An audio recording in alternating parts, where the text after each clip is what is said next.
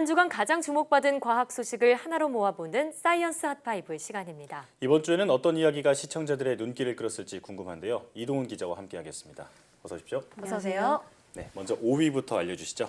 네, 이번 주에 반가운 소식이 하나 있었는데요.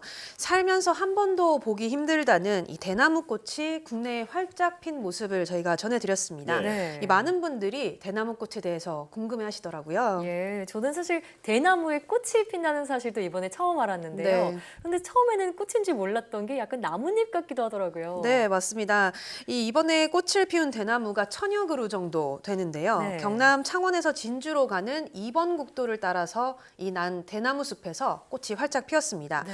뭐 화면으로도 보시는 분들이 다들 이제 느끼셨겠지만 대나무 꽃은 이렇게 갈색이고요. 모양도 우리가 흔히 생각하는 어떤 꽃의 전형적인 모습과는 조금 다른 모습입니다. 네, 뭐 갈색, 갈대 혹은 뭐 억새풀 같기도 하고요. 네. 좀 특이한 모양이에요. 네, 그렇죠. 이 대나무 꽃은 워낙에 희귀해서 이 좋은 일이 생길 징조다 이렇게 여겨왔는데요. 예. 국내에도 18종의 대나무가 약 22,000헥타르에 걸쳐서 자생을 하고 있지만 이 꽃을 보는 것은 매우 드문 일이라고 합니다. 대나무는 꽃이 피기 시작하면 위로 자라던 줄기와 땅 밑으로 뻗은 뿌리가 완전히 죽게 되는데 뿌리에 숨어있던 눈이 자라서 다시 재생이 되기는 하지만 이 꽃이 피기 전과 같은 상태로 완전히 회복이 되려면 적어도 10년 이상 걸린다고 합니다. 네. 그래서 이 학자들은 이렇게 대나무에 꽃이 피는 걸 보고 개화병, 그러니까 꽃이 피는 병이다 이렇게도 보고 있습니다. 네.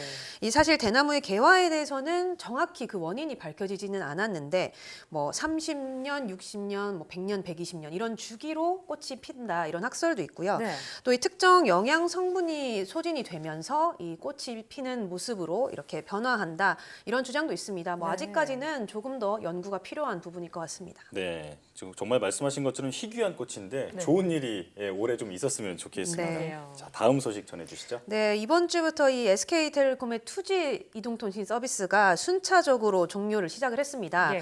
뭐 아마 011, 017 이런 번호 사용하셨던 많은 분들이 이 소식에 관심을 가져주셨던 것 같아요. 예, 네. 사실 이 번호에 특별한 의미를 갖고 정말 소중하게 간직하고 계신 분들도 많이 계신데 네. 결국은 종료되는군요. 네, 그렇습니다. 이 많은 분들이 이렇게 추억의 번호로 간직을 맞아요. 하셨을 텐데 지난 4월 기준으로 보면 국내 2G 사용자가 39만 명에 달했다고 합니다. 오.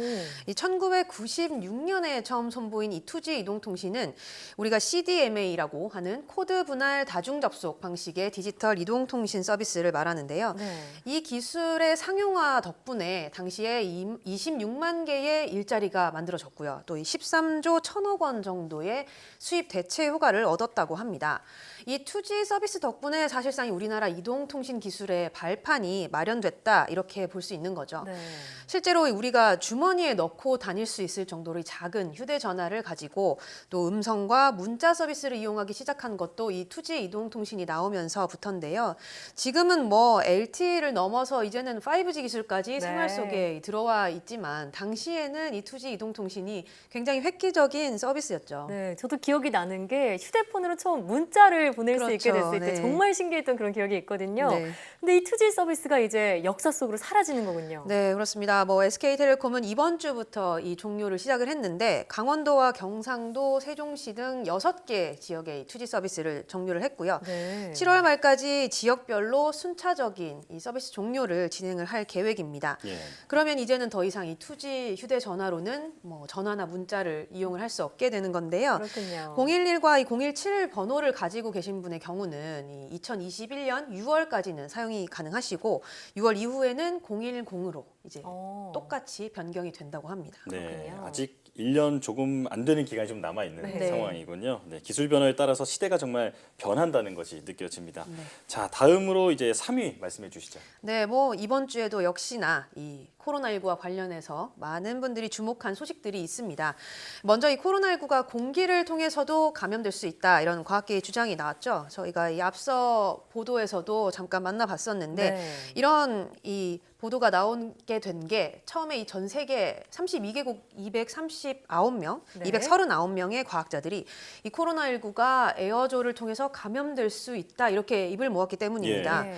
이 에어로졸이라는 게 지름이 100만 분의 1m, 그러니까 침방울보다도 훨씬 더 작은 그런 미세한 입자를 말하는 건데 예. 이 주장대로라면 이 공기 중에 떠다니는 입자만으로도 이 코로나19 바이러스에 걸릴 수 있다는 겁니다. 그렇네요. 뭐 세계보건기구 WHO도 이런 가능성을 인정을 했고요. 그래서 앞서 만나본 것처럼 어떤 지침도 변화가 될 수밖에 없는데 이 사람이 많고 환기가 잘 되지 않는 특정 조건에서 이런 공기 전파의 가능성을 이제 배제하지 않은 것이다 정도의 어떤 입장이라고 봐야 될 것 같고요. 예. 아직까지는 좀 더 많은 증거가 뒷받침되어야 한다고 이 WHO도 보고 있습니다. 예.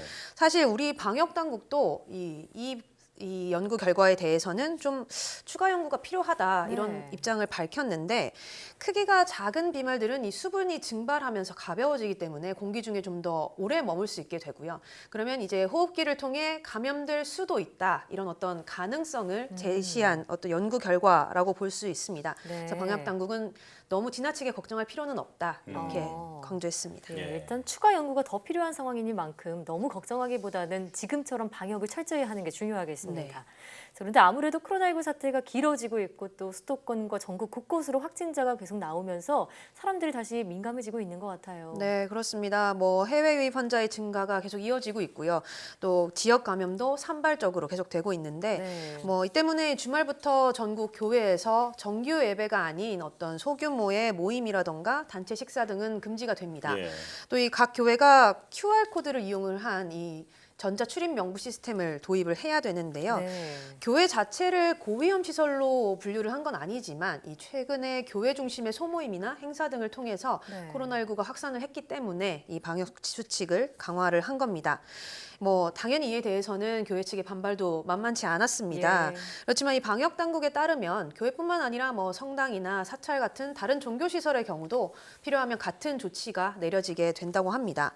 실제로 이 지난 5, 6월에 교회 소모임과 관련된 집단 감염이 발생을 많이 했었습니다. 그렇죠. 네. 대표적인 사례가 우리가 알고 있는 이 수도권 개척교회 모임 관련된 감염이었는데 뭐 이런 사례들을 바탕으로 했기 때문에 교회에 가장 먼저 강화된 방역 수칙이 적용이 된 거고요. 네. 뭐 성당이나 사찰의 경우도 마스크를 착용하지 않는 어떤 사적인 모임을 가진다거나 또 단체로 식사를 한다면 위험도가 있기 때문에 그에 맞는 조치가 취해질 거라고 봅니다. 예. 네. 사실 모두를 위한 좀 불가피한 그 결정이잖아요. 네. 조금 불편하더라도 협조하는 게 중요하겠습니다. 네. 자, 그럼 이번 주 가장 관심을 모은 소식 전해주시죠. 네, 이번 주 저희가 지난 궁금한 S 시간에 전해드린 라돈과 관련한 네. 소식이 네. 굉장히 많은 관심을 모았습니다. 이 이른바 라돈 침대로 불리는 대진 침대 사태 이후에 여전히 라돈에 대해서는 시청자들의 관심이 뜨거운 것 같아요. 네, 그래서 그 뒤로는 라돈이라는 말만 들어도 막연하게 두렵다, 공포심이 든다 이런 분들이 정말 많은데요. 네. 궁금한 S를 통해서 라돈이 정확히 무엇인지, 왜 위험한지 알 수 있었던 것 같아요. 네, 그렇습니다. 이 라돈이라는 게 과학적으로는 라듐이라는 이 방사성 원소가 붕괴할 때 나오는 기체를 말하는 겁니다. 뭐 1900년대 초반까지만 해도 이 라듐이 화장품이나 치약, 뭐 물감 같은 데도 사용이 됐었고요. 예. 심지어는 이 건강식품처럼 음료나 물에 넣어서 마시기도 했다고 합니다. 하지만 이 20여 년이 지난 후에서야 그 부작용이 서서히 나타나기 시작했는데 사람들의 이가 빠진다거나 다리뼈가 으스러진다거나 네. 또는 뭐 아래턱이 통째로 빠지는 이런 어. 경우가 나타났다고 합니다. 이 라듐의 구조가 칼슘과 비슷하기 때문에 라듐이 몸속에 들어가면 이 칼슘인 척 칼슘의 자리를 차지를 하게 됩니다. 뼈에 쌓인다는 거죠. 그렇죠. 그러면서 이 뼈에 쌓이면 골수를 파괴를 하게 되고요. 그러면 이 빈혈이나 백혈병을 일으키게 되는 겁니다. 이 현재 우리가 아는 라돈은 기체이기 때문에 이렇게 신체에 직접 사용하는 경우는 굉장히 드문 편이고요. 네. 이 기체 상태로 몸속에 들어오면 대부분 날숨으로 빠져나가게 됩니다. 그런데 만약에 일부의 이 라돈 입자가 폐세포에 남게 되면 이 입자가 방사선을 내뿜기 때문에 문제가 된다고 보는 거죠. 네. 말씀을 들어보니까 걱정이 더 되는데 그렇다면 이제 과거 대진 침대 사태에서 본 것처럼 우리 주변에서 발생하는 라돈이 도대체 얼마나 위험한 건가요?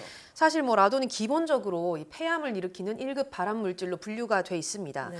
아직까지 폐암과의 직접적인 인과관계가 밝혀진 건 아니지만 예. 그래도 노출을 피하는 게 좋은 이 유해 물질입니다. 가장 기본적인 방법이 환기인데요.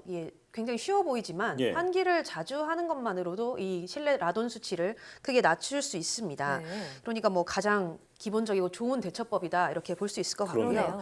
네, 또 지난해에 이 굉장히 많은 라돈 이 유출 제품들이 나오면서 예. 이 방사성 물질에 대한 규정이 강화가 됐습니다. 그래서 이에 대한 걱정을 조금은 더 덜 수 있을 것 같은데 지난해 이 생활주변 방사선 안전관리법이 개정이 되면서 신체에 밀착해서 쓰는 제품의 이런 방사성 원료 물질 자체를 원천적으로 사용을 금지를 했습니다. 예. 그러니까 뭐 현재 이제 만들어지는 제품에는 쓸 수가 없는 건데 만약에 혹시 이 기존에 쓰던 제품 뭐 매트리스라던가 소파라던가 네. 혹은 뭐 속옷이라던가 이런 이 밀착되는 제품에 혹시 라돈이 검출되지 않을까 걱정이 네. 되신다면 요즘엔 이 측정기를 쉽게 빌릴 수 있으니까 한 번쯤 이렇게 측정을 직접 해보시는 것도 도움이 될 것 같습니다. 네, 가까운 읍면동 주민센터에 방문하면 무료로 빌릴 수 있다고 하니까 네. 전화로 문의해 보면 되겠습니다. 이동 기자, 지금 소식 잘 들었습니다.